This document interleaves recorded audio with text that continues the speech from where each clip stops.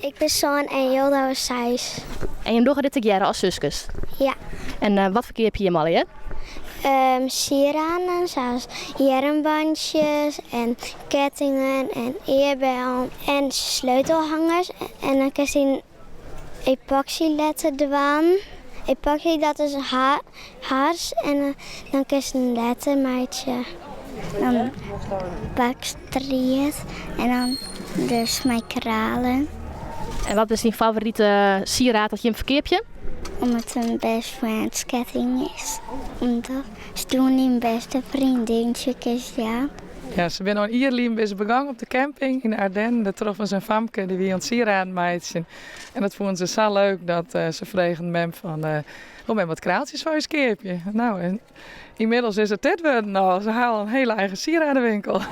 En wat gebeurde er toen je het op Instagram zetten? Ja, toen werd er meteen al 2 dingen verkocht. Dan sturen ze een berichtje van William, dat van mijn meidje.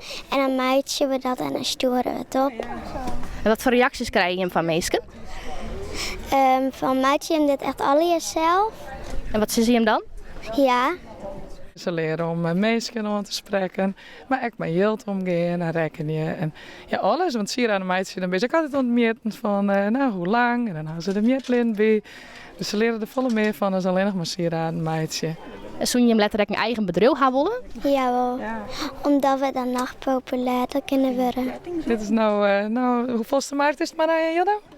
De Njog aan de markt nou. Dus, echte verkeersters dus? Ja, ze hadden smaak goed te pakken. Joost heeft dat 4 woorden dus hier op de markt op admiraliteitsdagen.